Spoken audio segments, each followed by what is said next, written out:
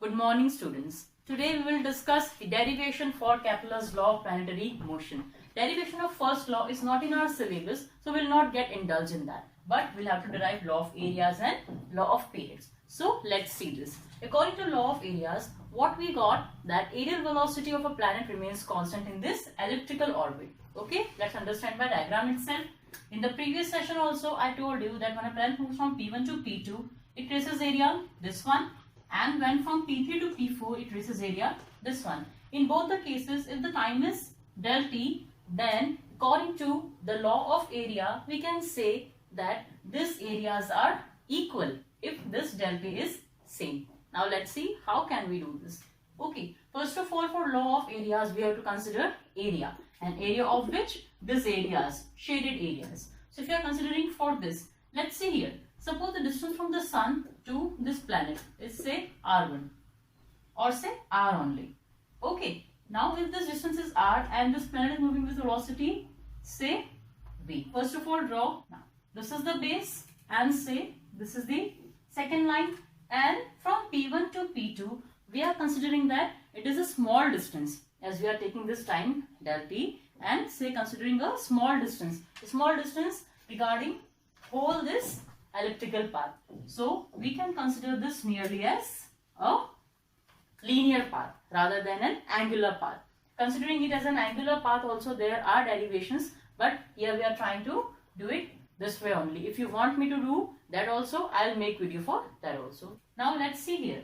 This is the base, say this value is r and this is height, that is P1 to P2. So we have to find value for this. How can we find this? Can anybody help me out? Does it look like something? It looks like a triangle and we have to find area of triangle here. It is half into base into height. Here we can say that we have base as r and height as P1, P2. What is the value of this P1, P2 then? We know that distance upon time is equals to velocity. Here we don't have distance but we have velocity and time. So what we can do that distance is equals to velocity into time. We can write it as, and velocity here is v and time is del t. Clear? So this value can be kept here for P1, P2. Let's do this. A is equals to half into r into v del t. This is equals to a and this a is a small area, so we can put it as del a. Clear? Now taking this del t this side and reducing further, we have del a by del t is equals to half into r into v. Okay, multiplying and dividing this equation by m. M is equals to mass of planet. So here we have del a by del t is equals to half into m r v and here m. Now here we have m into r into v. What is it? This is angular momentum. Okay, so it is m into r into v. This equation reduces to del a by del t equals to L by 2m. Now let's see here. We know that the planet is revolving around the sun in an elliptical orbit. Okay, and when the planet is in motion, it is governed by a central force. What that force is? Newton's law of gravitation. The sun is applying some force on the planet, that is called the gravitational force, and whenever the motion of a planet is being governed by a central force, then the angular momentum remains constant. So in this case, when the planet is moving in elliptical orbit and governed by a central force towards the sun, then in this case this L is constant.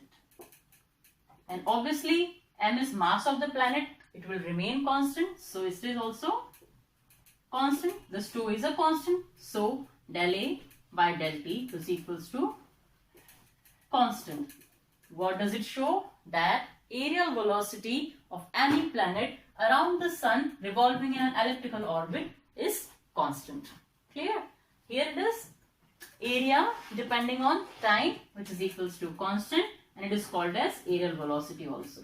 So this was the proof for second law. Now one more thing that we have to understand at this point is, when the planet is moving from point P1 to P2 taking time del t, from P3 to P4 taking time del t, time same, but the distance covered, as we can see, from P1 to P2 is less as compared from P3 to P4. So we can conclude that whenever the planet is farther from the sun, its velocity decreases, and when it is nearer to the sun, its velocity increases. When the planet is farther from the sun, that is called as aphelion, and whenever the planet is nearer to the sun, it is called as perihelion. This much distance was covered in time del t, and this much distance was covered in time del t. Both took time del t, but this distance was less, this distance was more. So the conclusion here is, here when any planet is at aphelion, then its velocity decreases, and when it is at perihelion, its velocity increases. Clear? So this is one more important consideration regarding law of areas in the motion of planets.